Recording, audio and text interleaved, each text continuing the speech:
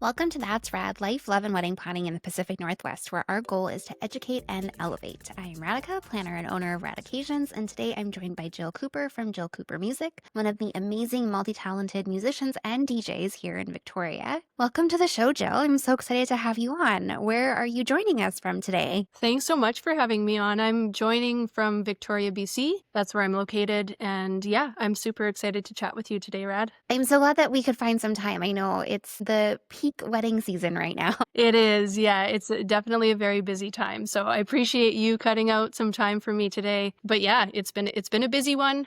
I'm sure there's lots to talk about. Definitely. So I'm going to start off with what drew you to music? How did you find yourself here? That's a really good question. I would say I think I was kind of born drawn to music. My family is super musical, and some of my earliest memories were musical in some sort of way. Like I remember I think I was 3, and my family was on a road trip out to the Okanagan, which is a few hours away driving. And I remember writing this little jingle, really like kind of simple words to it because I was only 3, and singing it over and over and over again in the car ride to the Okanagan. I have 2 older siblings. Nobody said any discouraging words. There was no like, can you stop singing? It was like my family was super supportive from day one. Yeah, and then from there, I just wanted to explore music in any way that I possibly could. So I started playing the violin. That was my first instrument when I was 5. And then I started the guitar when I was 10, and then the drums when I was 13, I believe. And I also wanted to kind of explore the ins and outs of music theory. So I took a bunch of theory courses as a kid.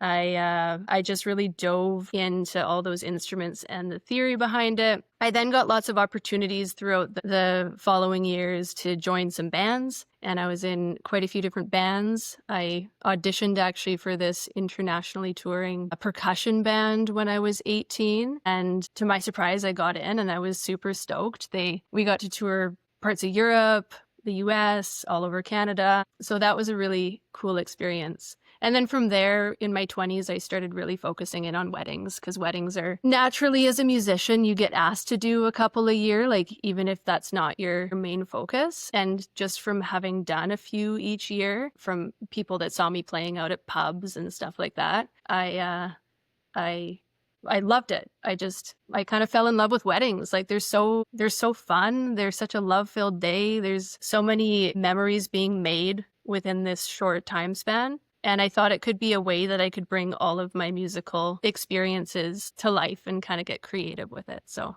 So yeah. have you played the violin since you were 5? Yeah, I played the violin from 5 to about 25 or so. I took it pretty seriously, and I no longer play it often enough to be able to offer it at weddings, but that was my first and main instrument for quite a while, actually. Yeah. I've learned so much about you in like just a short amount of time. Yeah, there's a lot to my background. There's because I loved music and I just wanted to explore everything about it, and I think I still have that personality. So, with all of these different instruments you played and the different experiences you have, how has your musical style developed and how would you describe that? Yeah, maybe I'll describe my DJ style and then my live music style, because I do offer both. As a DJ and primarily doing weddings, I'm really open format with my styles, and that's just a term that we use in the DJ industry, meaning that you're mixing all sorts of different genres of music within a given set. And you kind of have to be an open format DJ to do weddings, because you get such a broad range of guests. And yeah, so I'll mix like a country song into a hip hop song. I'll mix like 70s disco into a top 40 pop song. So for DJing, it's like all about the couples that I'm working with and what they'd like to hear and what kind of music style they'd like from me. For live music, so at this point I offer guitar and singing, and it's a bit tricky to describe my style, I'd say, because again, for weddings, you want to play all sorts of genres of music. So I have a whole lot of pop songs that I know, folk, country, rock songs, but they're all kind of stripped down to be these acoustic guitar, I'd say maybe kind of gentler vocals that I have over top of that. Yeah, but I love all styles of music. Again, it's hard to just kind of narrow myself down to providing just one. Yeah. So you mentioned that when you were 3, you were writing a song. Do you still write songs? Do you have like a creative process behind that? I do still write songs. Yeah, I actually have an EP out on Spotify. It's called A Piece of Me. So, yeah, ever since 3 years old, I've continued to write songs. My creative process is interesting because you can sit down to write a song or to create a mix for a wedding set that you're going to do, or you can sit down to like practice for a wedding, prep for a wedding.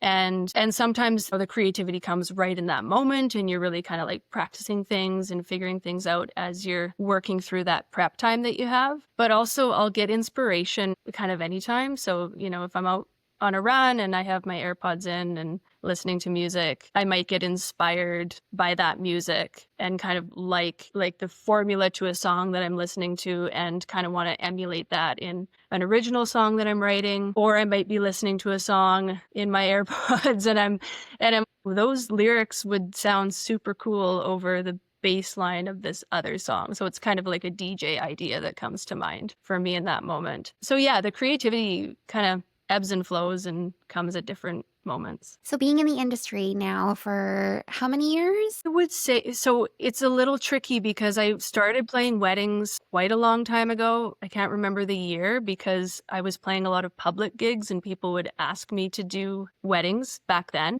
But I would say I officially made weddings my main kind of gig in 2018. Okay. Yeah. So I would say like 8 years, 9 years? Yeah, it's my eighth year. Yeah. Okay. So since you've been in the industry for 8 or 9 years, have you experienced any kind of misconceptions or anything that like people assumed maybe before they even worked with you or contacted you? That's a really good question. I do think that sometimes there's a misconception that when you're hiring a wedding DJ, they're just kind of there. They just press play. And maybe that's not a misconception anymore, but I have heard that over the years. And we're doing a whole lot more than that. So when I meet with a couple, I like to consult with them about their music in advance. I have a music planning form that we work through together. There's a lot of collaboration. And what I tend to do is I get specific songs from them for specific moments throughout the day. So their ceremony songs, they'll pick out specifically those songs because they're so important. Their grand entrance, their first dance. So I'm getting some really specific information, and then I'm also getting from that planning form some general vibes that they would love music-wise throughout just kind of their whole day in general. Cocktail hour, dinner, dancing, guest arrival, all those moments. And so what then goes into the process, which I think is something that is a misconception, is I then gather all of that information up.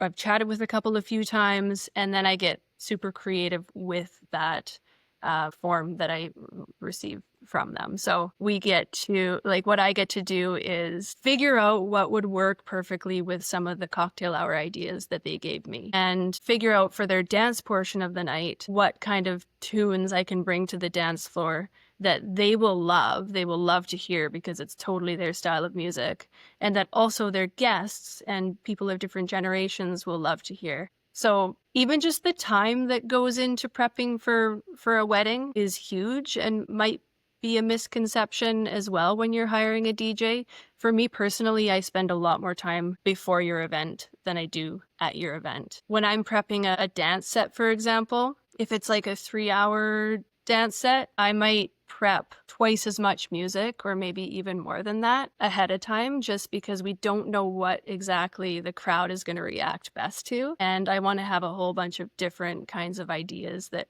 can be thrown out and tested out with the crowd.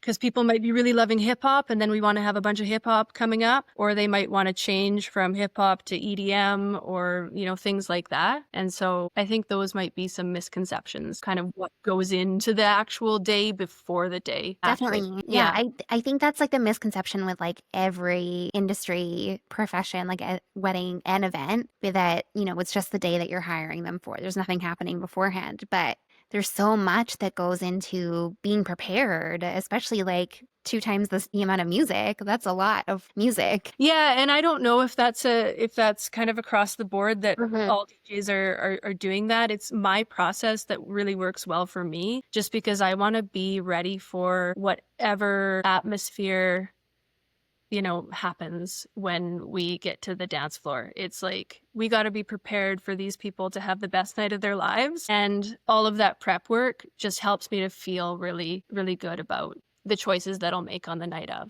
Definitely. And I mean, I feel like whenever I see a dance floor completely clear, I feel so bad for whoever the DJ is because it's like you got to recover from that. Yeah, yeah. So we've talked about the prep before and then on the day of. So I'm usually on the side of like making sure that you have like enough space and you have the outlets and everything. So what is your most challenging setup that you've ever had to figure out like where to be and where to go? And maybe you had to like have different setups to make it happen. Yeah, I actually have a really good example. Last year, I had a wedding. It was July 2024, and it was a really big challenge. It was really cool though. It was an incredible wedding. It was held at Bilston Creek Farm, and for those who are listening who haven't been there, that's a beautiful farm property out in Machosen. And this couple was coming from out of town. They had a whole bunch of guests from out of town, about 150 guests, I believe. And it was a whole day event. So they started at 10:30 in the morning and we went until 12:30 at night with music throughout the whole day. And I think it was 6 setups that I provided in different locations of the farm because it's such a beautiful farm and it's big, and they wanted to have different parts of the day feature different parts of the property. And so that was really, really cool. So the guests arrived in a particular area of the property, and for guest arrival, I had several speakers set up. One thing that I really like to do is I don't like to have just 1 or 2 speakers in one corner with the volume all coming from that one corner. So people around the speakers can't really hear each other talking, and then people far away can't really hear the music. So for each setup, I had I think 6 speakers around the perimeter of that area. So the guest arrival was in one area of the property, and we had the 6 speakers around, we had music going, and the music theme for each part of the day was also different. So for this part of the day, I think it was 60s women in jazz music. So there was a really cool set list for that part of the day. And then guests moved over to the ceremony, and for the ceremony, again, there was a whole different sound system set up. We had lapel microphones for the couple and the officiant. And right before the ceremony, the theme of the music was movie soundtracks, which was really sweet and So fun.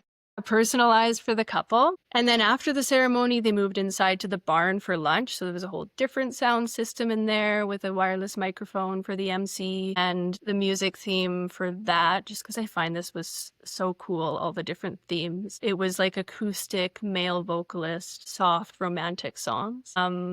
And then after lunch, those were the first 3 setups. And then there was a short break where guests could go freshen up and get a change of clothes and come back for cocktail hour. And this was the 4th setup. So we had a sound system, DJ controller, I was mixing. There was music from, I think it was Chinese, African, French cultures were influencing the music, just as a nod to the couple's heritages. Then we moved to dinner under a tent. So this was a totally different area of the property. Again, a whole unique sound system and the DJ controller and a theme to the music. I think it was funky instrumentals. And then finally there was dancing at the end of the night. And the interesting thing about dancing was that it was in like the basement of the barn. We kind of turned it into like this whole club kind of feel with uplighting and dance floor lights and, the DJ booth, the big dance sound system. But the bar was upstairs, and typically it's really nice to have the bar near the dance floor so that if people are going off to get a drink, they can come right back and dance. But it was upstairs. So what I did was I routed some cables to some speakers upstairs so that those were quietly playing the dance music. So people could be like, that song is playing, we better run back downstairs because, they love the song or something like that. So that was a huge wedding. It recently won Best Wedding in Canada at the Canadian Event Awards, which was super, super cool. Clearly there was a lot of different details that went into the day because the couple really wanted to have a lot of special moments, and it was incredible. Yeah, that takes a lot of mapping out and so smart to have the music pipe into the bar area too. Yeah, it was a really good call because then people didn't miss out on, their favorite song because they could hear if that song started playing. Like, I got like 2 minutes to go down and dance to my favorite song right now. And with all the outdoor elements to the wedding, I had a bunch of battery powered equipment as well, which was another hurdle just to make sure that everything would be super charged up and ready to go for that many hours. Yeah. Actually, we're doing a wedding this weekend and we don't have much access to power. And they don't have a DJ, so I'm kind of helping with that. And I was like, That's we need battery powered everything. We're not looking for outlets. Yeah. And that's the thing too. If a couple doesn't have a DJ, I think a lot of that role kind of lands on the planner, right? Yeah, and I'm always so thankful when there is a DJ because, it's like something that I do off like to the side of my desk that I don't really know what to do if something goes wrong. It's just like me turning it off and turning it back on again. Yeah. Yeah. It's nice to know everything that could go wrong with the equipment and how to quickly fix it. And yeah. Definitely. Maybe I should just take you with me to Quadra Island. Sure, I'm in. So speaking of, do you think that there's something that people often overlook when they're picking music for their day, aside from like, considering outlets? Yeah, I would say because I meet with my couples and I really like chat through things beforehand, not much really goes overlooked in the end. But I do think that something that can be overlooked sometimes is that when you're picking out your music for your day, we want to make sure it really fits with your vibe as the couple. And I don't think that's overlooked. Like that's amazing. Like we want your day to be your day. It's usually a once in a lifetime. But what can sometimes be overlooked is like inserting a few music choices in that are suitable for the guests that are coming to your wedding. Family members, maybe older generations, people from, different countries. Are there ways that we can insert that into your day kind of naturally without it changing the vibe of your day to be not you anymore? And I think there's so many ways to incorporate them because there's times when the couple is not even there. Like when guests are arriving pre-ceremony, maybe we could throw in a track that your grandparents really love if they're there. On the dance floor, maybe we can throw in some stuff that your family really loves to sing along to because maybe there's a moment where you're off taking photos in the sunset. So that can be something.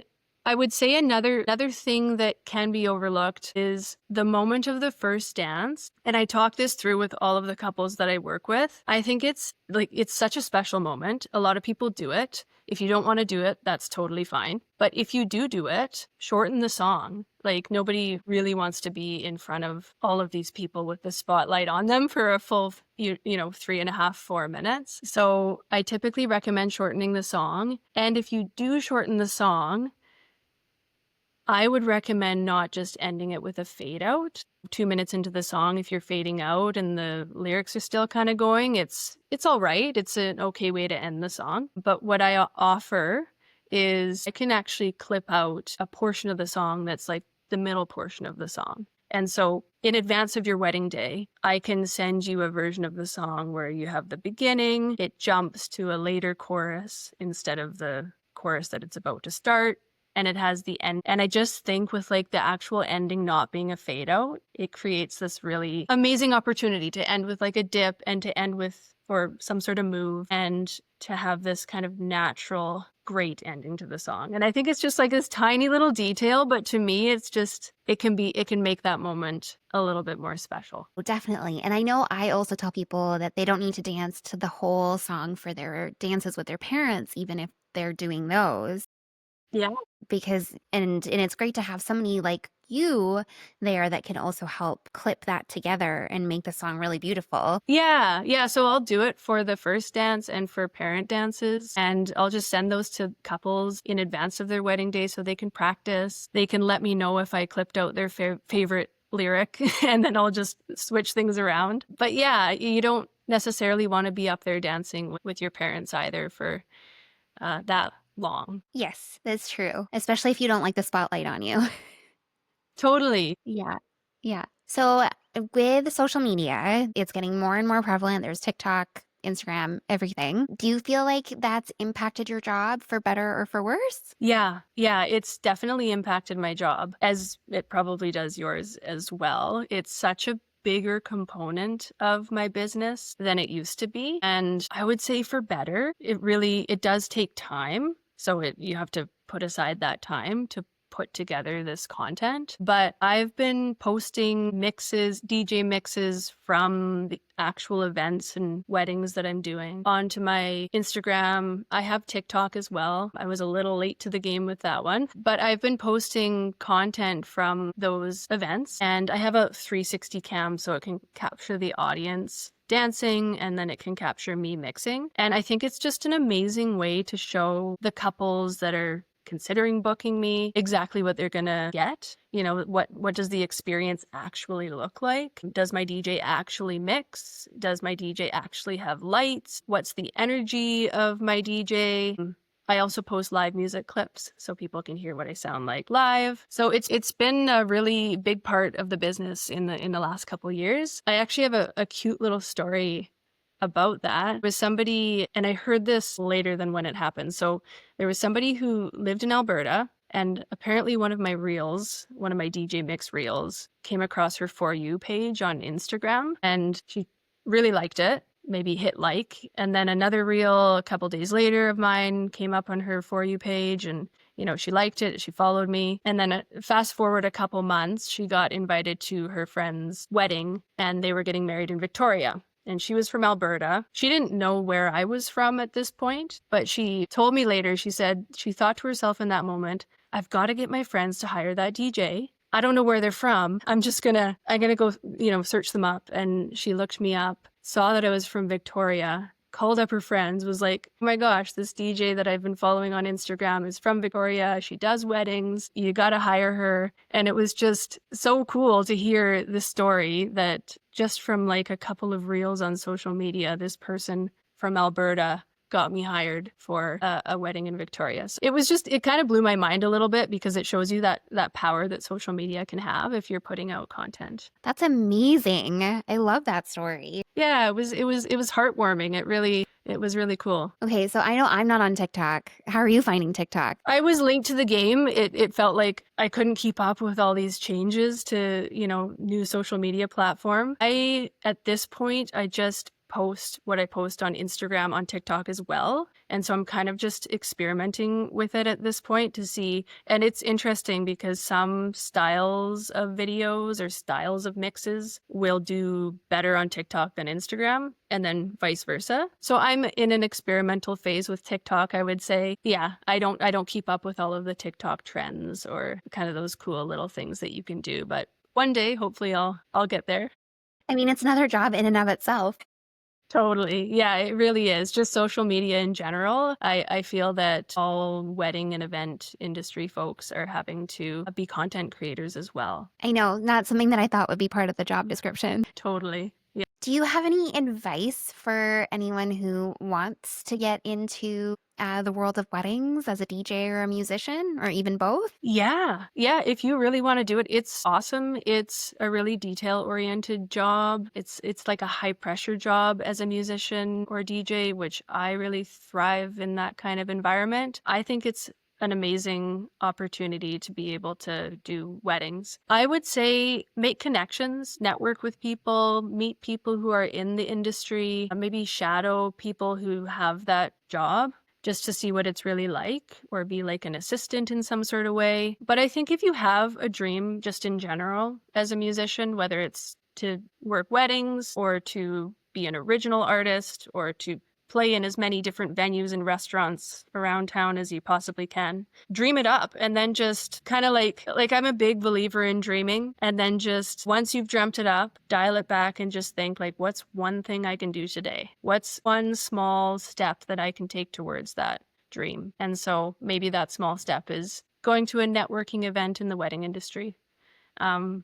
Or, seeing if there's a friend or family member that might get you to play for an hour at their wedding. So yeah, just dream it up and then start to do those little to-do list items that you could do in the next day or two. I feel like that's how most of the people that I know in the wedding industry started. Just, it was a dream and a hope, and slowly they got to where they are now. Yeah, they put in the work towards that. Yeah. So I'm going to just ask you one thing though, on the other side, would you change anything about the wedding or an event in event industry? Think I think this is already a part of a lot of wedding vendors' mentality in the Victoria wedding industry, but I think just in general, encouraging couples to just do what they want to do. I actually think that's something that you say a lot. I think actually, you do you. If you feel like there's any expectations to do things a certain way, you don't have to follow those expectations. You don't have to have a first dance at your wedding.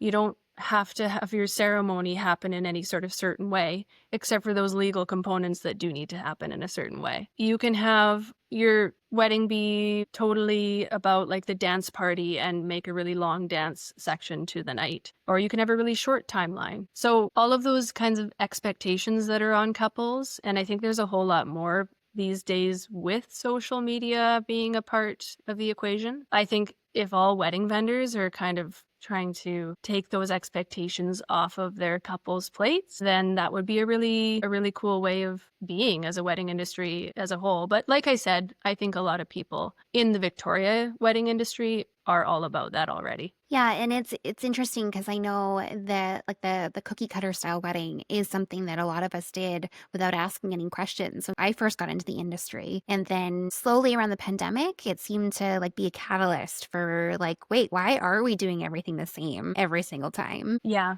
yeah. Question it all because you don't have to do it a certain way. Yeah. Yeah. Okay. Well, speaking of questions, I have a game for you. Okay, cool. Okay, so it's gonna just be quick fire. You can answer as quickly or as slowly as you want, and it's just gonna be like whatever comes to your head. All right? Okay. Okay.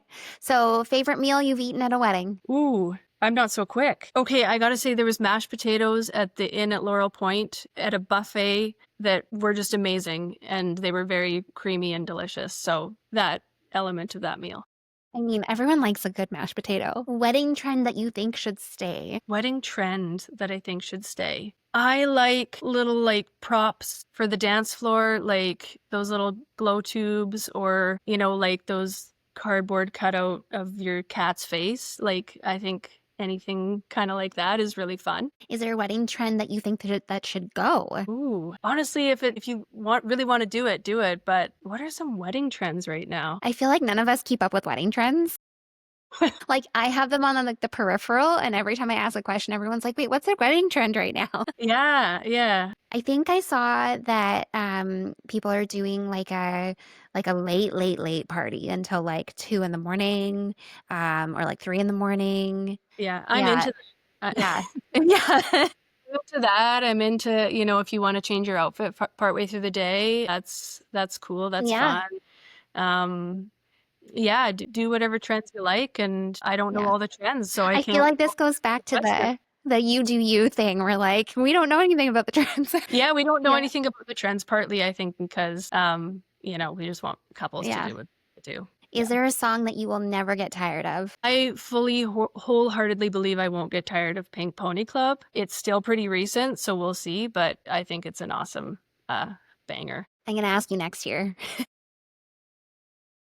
Is there a song you never want to hear again? I'm not a huge fan of kind of those like chicken dance, easier kind of The cliches. vibes. Yeah, Yeah. yeah. If you want it, you want it, but I wouldn't play it just Yeah. out of the blue. Yeah. Your most unexpected moment. At a wedding? Mm-hmm. Ooh. Honestly, I think it's when people that you don't expect to dance to a particular song dance to that song. And it's happened a few times. I've gotten some requests later in the night that are pretty explicit songs, and then you have people that are, older generations getting up and just like getting low, and I would say that's pretty unexpected. Yeah. Definitely. Okay. I'm gonna ask you to pick some songs off the top of your head, and then Okay. we're gonna wrap this up. Grand Entrance. Levels by Avicii. Oh, that's a good one. Yeah. First Dance. I would say I really like that new song Ordinary by Alex Warren. Oh, I haven't heard that one. I'll have to look that up. I think it's going to be a trending wedding song coming up. All right, I'll check it out. Opening the Dance Floor. Okay, so like Dancing Queen or September by Earth, Wind, and Fire, those get everybody up. So those are great Oh choices. my gosh. So I did a wedding in September, and that song didn't get played. Really? Was it September 21st? think so. Because that was a Saturday last year, Yeah. I think. So that was, yeah, Saturday, September 21st. 2024. And yeah, I started the dance floor with that. Made a little announcement because it refers to September 21st in the song. Yeah, I'm pretty sure it was September 21st. And I was like so excited. I was like, this song is definitely going to get played. Never got played. Okay, closing the dance floor. A really good sing-along. So I've had the time of my life, or closing time is always a great one. Yeah. Or Bohemian Rhapsody. Bohemian Rhapsody. Yeah. Okay, that's all of my quick fire questions for you. Before we wrap up, can you tell us more about what you have coming up, where people can find you, where they can listen to your songs? Yeah, for sure. Coming up, I just have a whole bunch of awesome weddings this year. I've met the couples, they're amazing. So I'm super excited for the 2025 wedding season. And then I'm booking into 2026 right now. So that's shaping up to be a good year. You can find me on social media at Jill Cooper Music. And so that's Instagram, TikTok, Jill Cooper Music on Facebook. And then jillcoopermusic.com is my website where you can inquire if anybody's wanting to inquire. And yeah, if you like what you see, like check out those pages. There's a lot of DJ mixes and things out there that you can kind of watch for entertainment or to see what you get if you book me. So check it Awesome. out. Great. Thank you so much, Jill. I will let you go out and enjoy the sun now because it's starting to peek out. Yeah, you too. Thanks so much for having me on. Your podcast is amazing. You do such a good job. And I just want to say I love the intro outro song that you have for this season. It's super cool. Thank you. That is actually Jeff Insel and Elliot Loran, Jelly Records. You did their faux wedding for the style shoot. Yeah, they're awesome. For Kinder Weddings. Yeah. That's so cool that they created it. So Yeah, I wanted something fun. So I'm like, I can pass it to you and maybe you can play it at your next wedding. Totally. I love that. Thanks for having me. Awesome. Thanks, Jill. A huge thank you to Jill for being on the podcast in the middle of the busy wedding season. Join us next week for another great conversation. And in the meantime, stay rad.